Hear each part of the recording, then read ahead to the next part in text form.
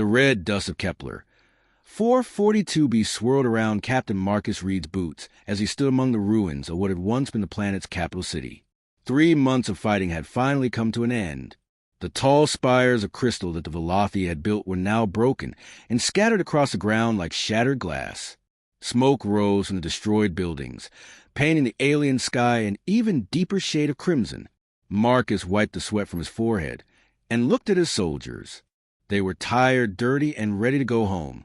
The Terran Federation's 15th Strike Force had done what many thought was impossible. They had conquered the Velothi homeworld. The Velothi were not like humans. They stood nearly 8 feet tall, with skin that looked like living crystal. Different colors would shift and flow across their bodies, showing their emotions and thoughts. They were beautiful in their own alien way, but they were also fierce fighters. For 3 months, they had made the humans pay for every inch of ground. But now it was over. The Velothi military had surrendered. Their leaders were dead or captured. The planet belonged to the Terran Federation. "Sir," said Lieutenant Tom Barnes, walking up to Marcus, "the prisoners are ready for selection." Marcus nodded. This was the part he had been dreading. According to the old galactic laws, the winning army had the right to take prisoners as personal servants. It was a cruel tradition, but it was legal. Each soldier could claim one Velothi to take back to Earth. The prisoners stood in long lines in the city's main square. There were hundreds of them, male and female, young and old. Their crystal skin had lost its bright colors. Now they all looked dull and gray, like stones that had been left in the rain too long. Fear made their skin turn that color. Fear and defeat. Marcus's soldiers walked among the prisoners, looking them over like they were buying cattle. They wanted the strongest ones, the smartest ones, the most beautiful ones. These aliens would be their servant for life. So they wanted to choose well. "Look at this one," called out Sergeant Mike Torres. He had found a tall male Velothi with broad shoulders. This one could work in the mines for 50 years. "I want that female there," said Private J. Collins, pointing to a young Velothi woman with pale blue skin. "She's pretty enough, even if she is an alien." Marcus watched his men make their choices and felt sick. These were not animals or objects. They were thinking beings with families and feelings. But the law was a law, and there was nothing he could do to change it. He walked slowly through the lines of prisoners, pretending to look for one to claim. He did not really want to take anyone, but if he did not choose, his men would think he was weak. A captain had to act like a captain. That was when he saw her. She sat alone at the far end of the square, away from the other prisoners. She was smaller than most Velothi, maybe only 6 feet tall. Her skin was not the usual crystal clear type. Instead, it was covered with strange patches of different colors, brown, green, gray, and white. The patches moved and shifted like clouds across her body. Her eyes were cloudy, too, with a milky white color that made it seem like she could not see very well. The other Velothi stayed away from her. Even as prisoners, they treated her like an outcast. She sat with her head down, her strange skin making slow, sad patterns of dark blue and black. "That one." Lieutenant Barnes had followed Marcus over. "Sir, are you sure? Look at her. Something's wrong with her skin. And those eyes, I don't think she can even see properly. Why would you want a broken alien?" Marcus stared at the female Velothi. There was something about her that seemed familiar, but he could not place what it was. Her strange appearance reminded him of something, some memory that was just out of reach. "She's the one I want," Marcus said. Barnes shook his head. "Sir, you could have any of these aliens. Why choose the damaged one?" "Because she needs help," Marcus lied. The truth was more complicated, but he could not explain it to Barnes. He could barely explain it to himself. Marcus walked over to the strange female. She looked up at him with those cloudy eyes. For just a moment, he thought he saw something in them, not confusion or fear, but intelligence. Sharp, human-like intelligence. "What is your name?" he asked in the Velothi language. He had learned some of it during the war. "I am called Lyra," she said. Her voice was soft and musical, like all Velothi voices. But there was something else in it, something that made Marcus's heart beat faster. "You belong to me now," Marcus said, hating himself for the words. You will come with us to Earth. Lyra nodded slowly. I understand, she said. But the way she said it, Marcus thought she understood much more than she was letting on. The other soldiers laughed when they saw Marcus's choice. The captain picked the ugly one, Torres whispered to Collins. Maybe he feels sorry for her, Collins whispered back. Or maybe he's going soft. Marcus ignored them. He helped Lyra to her feet and led her toward the transport ships. As they walked, he noticed that despite her apparent blindness, she never stumbled or bumped into anything. Her steps were sure and careful. The transport ship was called the Iron Eagle. It was a big, gray military vessel designed to carry soldiers and equipment across space. The journey back to Earth would take 2 months. Most of the claimed Velothi were put in the cargo hold, locked in cages like animals. But Marcus took Lyra to the crew quarters instead. This will be your room, he told her, opening the door to a small but clean cabin. It had a bed, a desk, and a small window that looked out into space. Lyra stepped inside and looked around. Her cloudy eyes seemed to see everything, even though that should have been impossible. Thank you, she said. This is unexpected. You're not a prisoner, Marcus said. Not really. I mean, legally you are, but I won't treat you like one. Lyra tilted her head, studying him. Why? Marcus did not know how to answer that question. Get some rest, he said instead. We have a long journey ahead of us. As he turned to leave, Lyra spoke again. Captain Reed? Marcus froze. He had not told her his name. None of the soldiers had been introduced to their claimed aliens by name. So how did she know? He turned back slowly. What did you say? I heard the other soldiers talking. Lyra said quickly. They mentioned your name. Marcus stared at her for a long moment. She was lying, he was sure of it. But why? And how did she really know his name? Get some rest, he said again and left the room. But as he walked down the corridor, Marcus could not shake the feeling that there was much more to Lyra than met the eye. Her strange appearance, her intelligence, the way she had known his name, it all pointed to something bigger. He just did not know what yet. The Iron Eagle had been traveling through space for 3 weeks when the problem started. Marcus had fallen into a routine of checking on Lyra twice a day. Each time he visited her small cabin, he noticed new things that did not make sense. For someone who was supposed to be nearly blind, Lyra moved around her room with perfect confidence. She never knocked over the water glass on her desk or bumped into chair. When Marcus brought her meals, she always knew exactly where to reach for the tray, even when he set it down in different places. But whenever other crew members were around, Lyra acted confused and helpless. She would stumble and feel around with her hands like she could not see anything at all. Your alien's pretty weird, Lieutenant Barnes said to Marcus one morning in the ship's cafeteria. Yesterday, I saw her trying to find the door to her room. She was feeling along the wall like a lost child. Marcus nodded, but he was thinking about what he had seen just an hour earlier when he had brought Lyra her breakfast. She had been standing at the window, looking out at the stars. She had been perfectly still, like she was studying something specific in the darkness of space. When she heard him coming, she quickly moved away from the window and pretended to be lost. There were other strange things, too. Lyra's skin patterns were not like normal Velothi emotions. Most Velothi showed their feelings clearly, red for anger, blue for sadness, green for happiness. But Lyra's patches of color seemed random and meaningless. Sometimes Marcus caught her looking at her own arms with confusion, like she did not understand what her skin was doing. The biggest mystery was how much she seemed to know about human technology.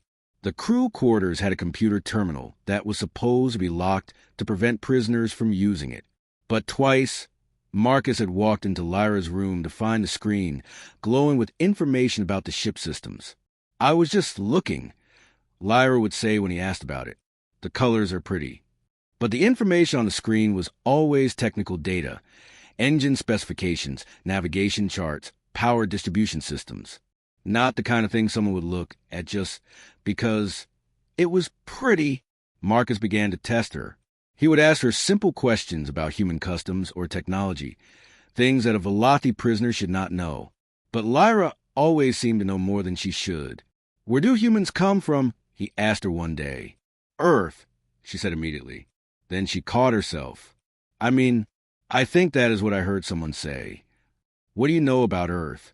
Nothing, Lyra said quickly, but then she added, except it has one moon and lots of water, and the gravity is different from here. Marcus stared at her.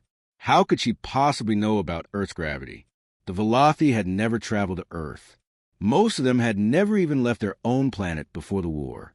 The mystery deepened during the 4th week of their journey. The Iron Eagle was passing through an asteroid field when the ship's navigation system began to malfunction. The asteroids in this region of space were rich in minerals that interfered with electronic equipment. We're flying blind, announced the ship's navigator, Lieutenant Sarah Kim, over the intercom. The computer can't tell which direction we're supposed to go. Captain Rodriguez, the ship's commanding officer, ordered all non-essential crew to their quarters while the navigation team worked on the problem. But the hours passed, and the situation only got worse.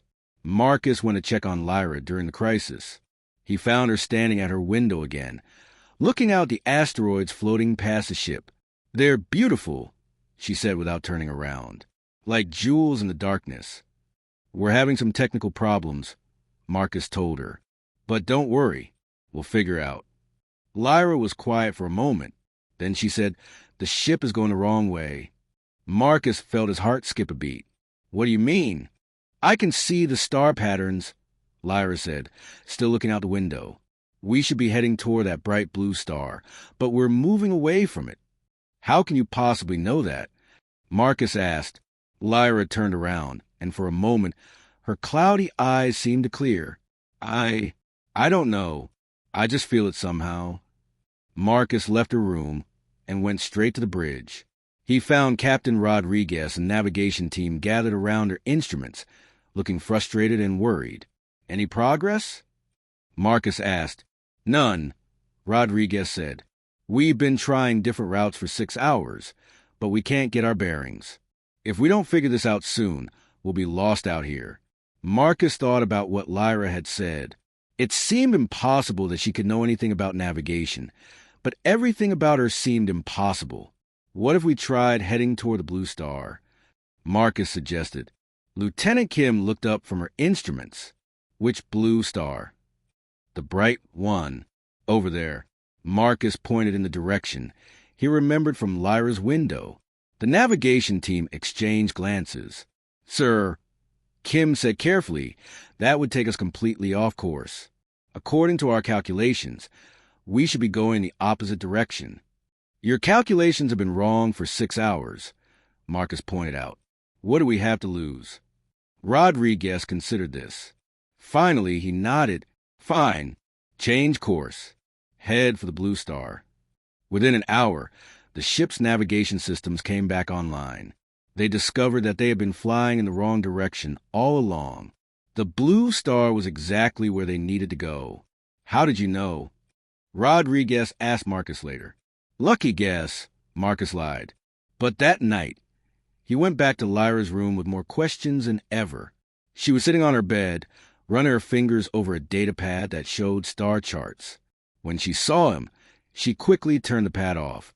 You saved us today, Marcus said. I don't know what you mean, Lyra replied. Yes, you do. You knew exactly which direction we should go. You can see perfectly fine, can't you?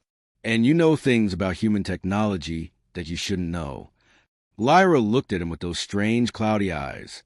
For a long moment, neither of them spoke. Who are you, really? Marcus asked softly. Lyra's skin began to show rapid flashes of different colors, confusion, fear, and something else. Something that looked almost like relief. I am Lyra, she said finally. That is all I can tell you. But Marcus could see in her eyes that there was much more to tell. He just had to figure out how to get her to trust him with the truth. As he left her room that night, Marcus was more convinced than ever that Lyra was not what she seemed. The question was, what was she hiding? And why was she pretending to be something she wasn't? The answers, he suspected, were going to change everything. Marcus spent the next several days researching in the ship's computer database. He searched through military records, scientific databases, and old news reports, looking for anything that might explain Lyra's mysterious knowledge and behavior. It was during his 5th night of searching that he found it. The file was 15 years old and buried deep in the Federation's classified archives. It was a missing person report for Dr. Kaya Voss, a brilliant xenobiologist who had disappeared during a deep space research mission near the Velothi system. Marcus stared at the photograph on the screen. Dr. Voss had been in her early 30s when she disappeared, a small woman with dark hair and intelligent brown eyes. The face was different from Lyra's alien features, but something about the expression, the way she held her head, was exactly the same. He read through the file carefully. Dr. Kaya Voss had been one of the Federation's top scientists, specializing in alien biology and genetics. She had volunteered for a dangerous solo mission to study the outer planets of the Velothi system. Her ship had sent out a distress signal 15 years ago, but when rescue teams arrived, they found nothing but debris. The report concluded that Dr. Voss had died in a meteor strike. Case closed, but Marcus knew better now. Kaya Voss had not died. She had survived somehow, and the process had changed her into something that looked like a Velothi but thought like a human. The next morning, Marcus went to Lyra's room with a file on his datapad. He found her standing at the window again, watching the stars. "Good morning, Dr. Voss," he said quietly. Lyra went completely still. Her strange skin stopped its constant color shifts and turned a uniform pale gray. For almost a minute, she did not move or speak. Finally, she turned around to face him. When she spoke, her voice was different. Still soft, but now it carried the authority of someone used to being in charge. "How long have you known?" she asked. "I suspected from the first day," Marcus said, "but I only confirmed it last night. The way you move, the way you think, the way you know things you shouldn't know. You're human, aren't you? Or at least you used to be." Kaya sat down heavily on her bed. 15 years, she said. 15 years since I've heard someone call me by my real name. Marcus sat down in the room's single chair. "What happened to you?" "My ship was damaged by meteors, just like the report said." Kaya began. "But I managed to crash land on one of Kepler 442b's moons. The atmosphere was toxic to humans. I was dying slowly from poisoning." She looked down at her strangely colored skin. "The only way to survive was to use an experimental treatment I had been developing. I had been studying Velothi genetics, trying to understand how they adapted to different environments. I injected myself with a mixture of Velothi genetic material and human stem cells. And it worked." Marcus asked. "Too well," Kaya said with a bitter laugh. "The treatment saved my life, but it changed me. My skin became like theirs. My eyes changed color. Even my internal organs were modified. I looked like a Velothi, but I still felt like a human." "How did you end up on the planet?" "I was found by a Velothi exploration team and taken to the main planet. They thought I was one of their own who had been injured in an accident. The genetic changes were so complete that their medical scanners couldn't tell the difference." Kaya stood up and began pacing the small room. "I lived among them for 15 years. I learned their language, their customs, their science. I even helped them develop new medical treatments. But I was always an outsider. These skin patterns," she gestured at patches of color on her arms, "they're not normal Velothi emotions. They're the result of the genetic mixing. The other Velothi could tell something was wrong with me, even if they didn't know what."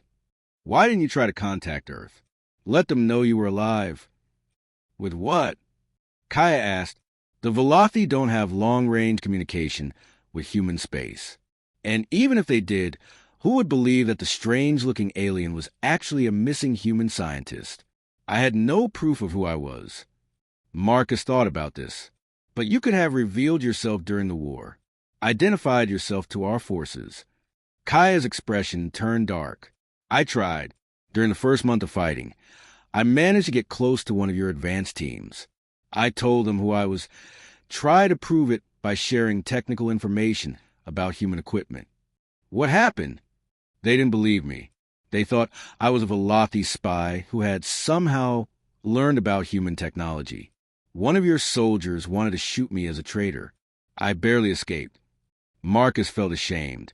He could imagine his fellow soldiers reacting exactly that way. The idea of a human who had been transformed into an alien would have seemed impossible to them. "So you decided to hide among the prisoners," he said. "It seemed like the safest option," Kaya agreed. "I figured I could blend in, maybe find a chance to escape once we reached Earth.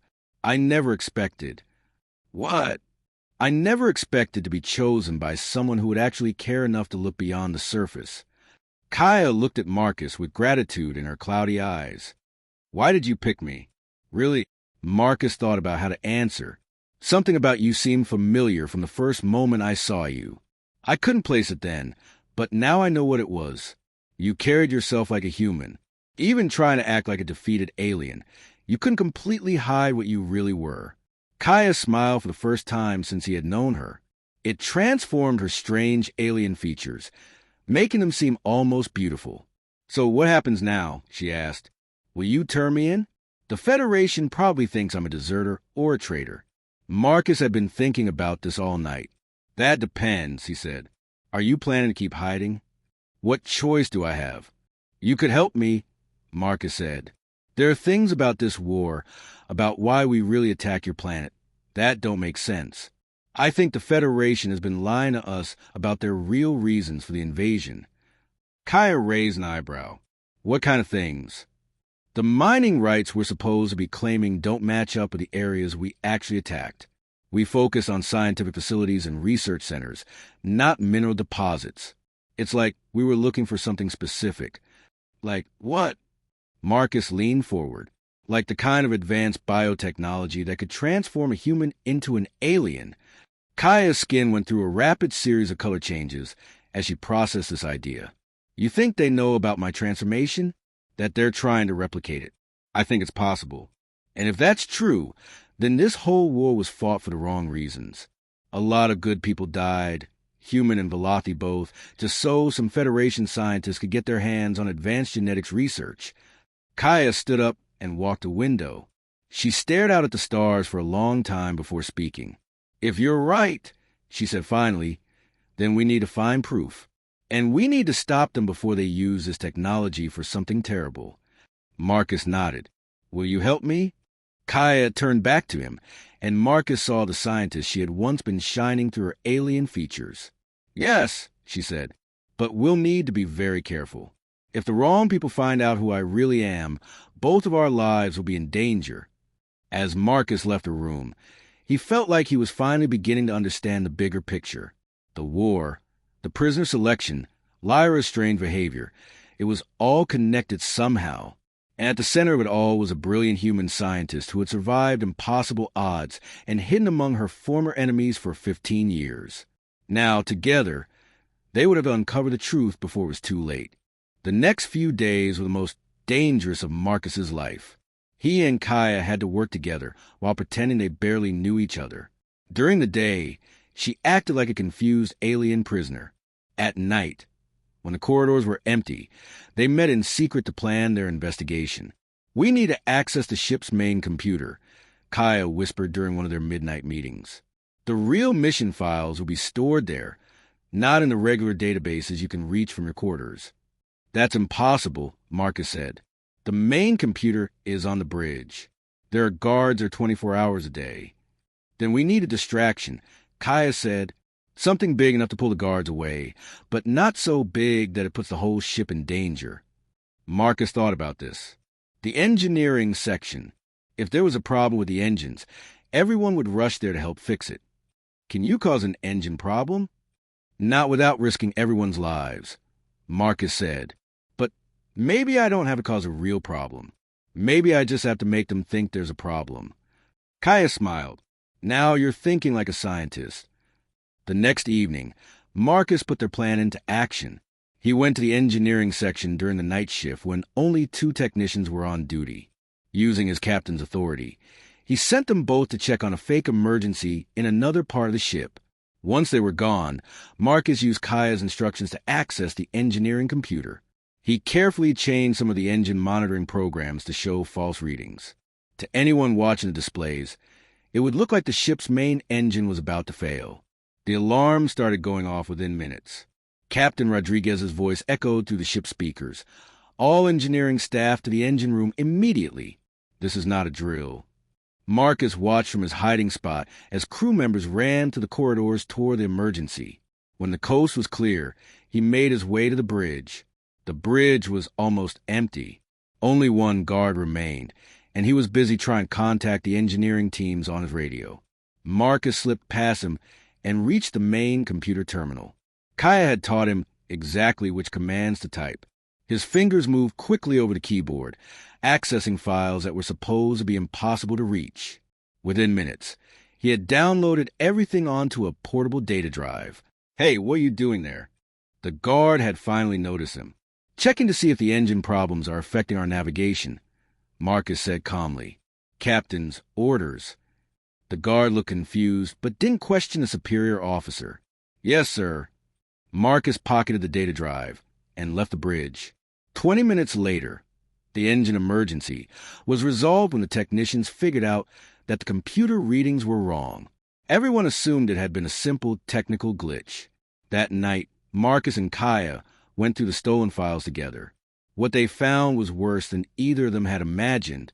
"Look at this," Kaya said, pointing to a document on the screen. Operation Genesis. The real reason for invading Kepler, 442b. Marcus read over her shoulder. The document outlined a secret Federation program to develop biological weapons using alien genetic material. The Velothi had been targeted not for their mineral resources, but for their advanced biotechnology. "They want to create super soldiers," Marcus said, his voice filled with disgust. "Humans with alien abilities." "It's worse than that," Kaya said. She opened another file. "Look at this list of target planets. Kepler 442b is just the first. They're planning to invade 12 different worlds, each one chosen for specific alien traits they want to steal."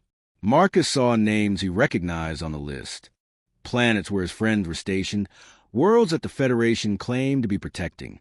"And look at this," Kaya continued, opening another document. "They know about me. They know I survived and that I've been transformed. That's why they invaded now, after 15 years. They want to capture me and study how the transformation process works." Marcus felt cold.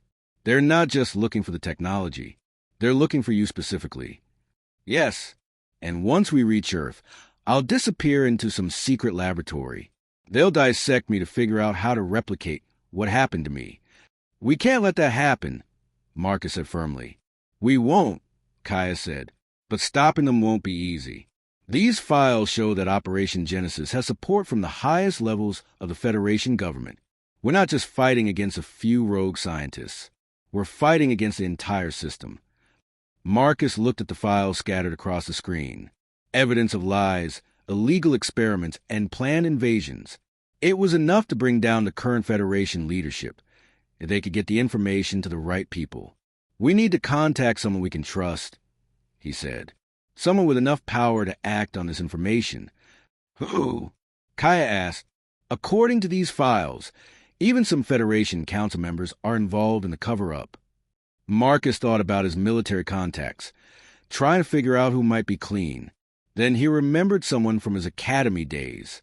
"Admiral Lisa Chun," he said. "She's in charge of military ethics investigations. If anyone in the Federation can be trusted, it's her. How do we contact her without alerting the people who want to stop us?"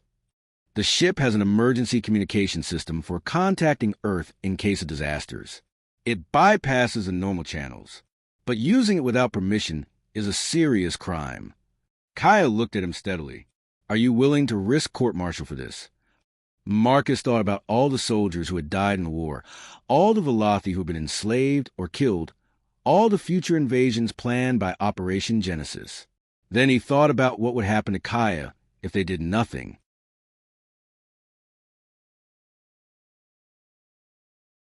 "Yes," he said, "I'm willing to risk everything." 2 days later, Marcus created another distraction to get access to the ship's emergency communication system. This time, he set off a false radiation leak alarm that pulled crew members away from the communication center. Using Admiral Chen's personal emergency code, which Marcus remembered from his academy training, He sent a compressed data package containing all the stolen files. The message was simple.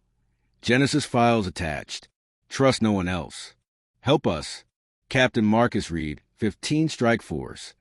When the message was sent, there was no going back. Either Admiral Chin would believe them and help, or Marcus and Kaya would both be arrested as traitors when the ship reached Earth. Now we wait, Marcus told Kaya that night. How long until we reach Earth? She asked. 3 more weeks. And how long do you think it will take Admiral Chun to act on our message? I don't know, Marcus admitted. Maybe she won't act at all. Maybe she's part of the conspiracy, too. Kaya placed her hand on his shoulder. Her alien skin felt warm and strangely comforting. You did the right thing, she said. Whatever happens now, at least we tried. Marcus looked at her transformed features and wondered what the future held. In 3 weeks, they would either be heroes or prisoners. There was no way to know which. But for the first time since the war began, Marcus felt like he was fighting for something that really mattered.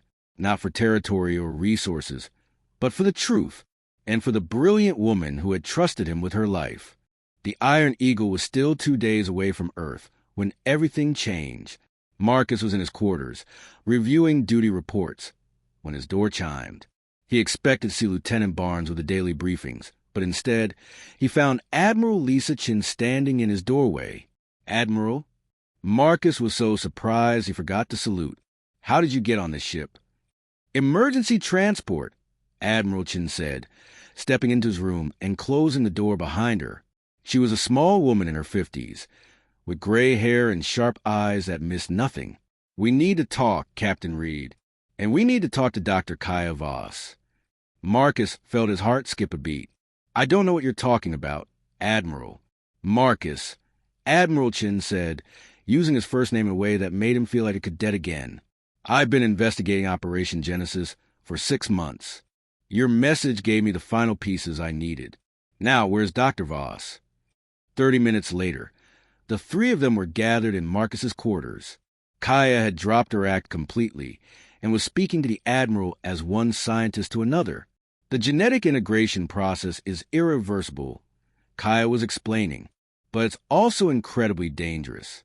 I survived only because I had years of experience with alien biology. If the Federation tries to replicate this on human soldiers, most of them will die.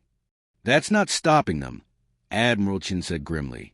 My investigation has uncovered 3 secret laboratories where they're already experimenting on volunteers. The death rate is 90%. Marcus felt sick. They're killing our own people for this. Volunteers who think they're helping advance human science, the Admiral confirmed. They have no idea how dangerous the process really is. We have to stop them, Kaya said. We will, Admiral Chin replied, but it won't be easy. Operation Genesis has supporters throughout the Federation government and military. Some of them are people I've worked with for decades. She pulled out a data pad and showed them a list of names. Marcus recognized several high-ranking officials, including some he had served under. General Harris? Marcus pointed to one name. He was my commanding officer during the Titan colony crisis. I thought he was one of the good ones. Power corrupts, Admiral Chin said sadly. The promise of creating super soldiers has blinded them to the moral implications of what they're doing. So what's the plan? Kaya asked. Admiral Chin smiled for the first time since arriving. We're going to expose everything. I've spent months gathering evidence, but I needed proof that the genetic integration was possible. Your existence provides that proof, Dr. Voss. You want me to testify publicly? Kaya asked. More than that, I want you to demonstrate your abilities. Show the Galaxy Council exactly what Operation Genesis is really trying to achieve and what it's costing in human lives. Marcus understood immediately. You're calling for a full Galaxy Council investigation. Exactly. The Federation can ignore internal complaints, but they can't ignore the Council, especially when we have proof that they're violating the Genetic Warfare Treaty. The plan was risky, but simple. When the Iron Eagle reached Earth, instead of docking at the military station as planned, Admiral Chin would redirect it to the Galaxy Council headquarters on Luna Colony. There, in front of representatives from dozens of alien species, Kaya would reveal her true identity and tell her story. But first, they had to deal with the immediate threat aboard the ship. Captain Rodriguez is clean, Admiral Chen told them. But his second-in-command, Commander Blake, is working for Operation Genesis. He has orders to take Dr. Voss to a secret facility as soon as we dock. Then we need to move before we reach Earth, Marcus said. That night, Admiral Chen called a meeting of all senior officers. She had used her authority to override Captain Rodriguez and take temporary command of the ship. Ladies and gentlemen, she announced to the gathered officers, I have evidence of conspiracy that reaches to the highest levels of Federation command. Commander Blake tried to interrupt. Admiral, with respect, you don't have authority to... I have full Galaxy Council authority, Admiral Chen said, producing an official document. This ship is now under Council jurisdiction pending investigation of war crimes.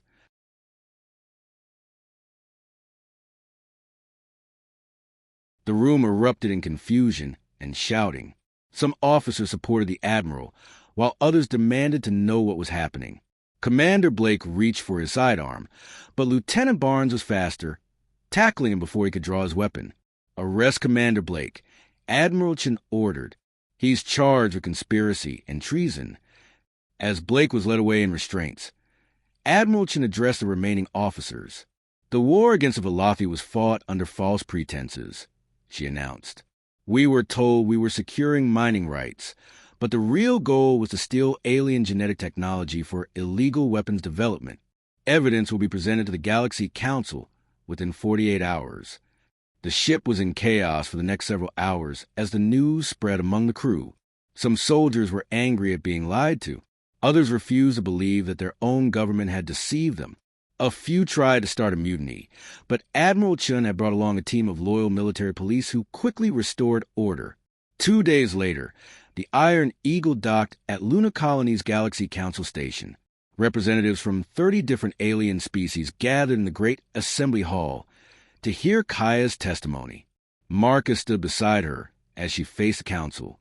Her strange, mottled skin and cloudy eyes made her look like no human or Velothi that anyone had ever seen. My name is Dr. Kaya Voss, she began. 15 years ago, I was a human scientist. Today, I stand before you as living proof of what happens when genetic manipulation is used without proper safeguards.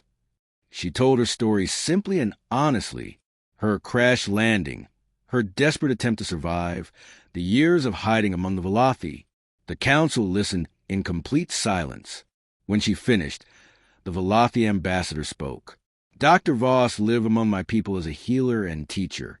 We did not know her true origins, but we respected her wisdom and compassion. If all humans were like her, there would have been no war. The evidence Admiral Chen presented was overwhelming.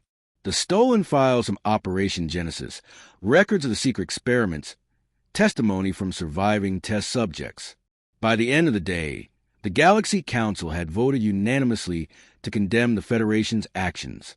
More importantly, they voted to free all Velothi prisoners and provide reparations for the damage caused by the war. 3 months later, Marcus stood in the gardens of New Geneva, watching Kaya work with a team of scientists from a dozen different species. They were developing new medical treatments based on her unique biology, but this time, everything was voluntary and transparent. Any regrets? He asked her. Kaya looked up from her work and smiled. Her appearance was still strange and alien, but Marcus had long since stopped seeing the differences. Now he saw only the brilliant, compassionate woman who had trusted him with her secret.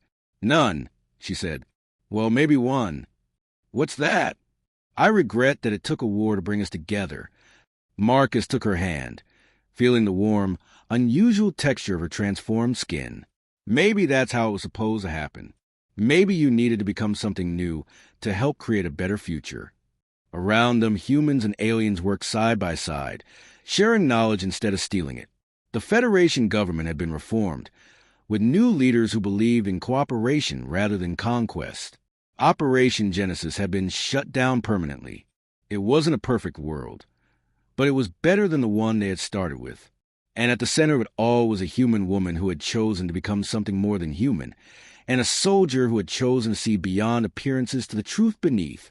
Together, they had started a revolution that would change the galaxy forever.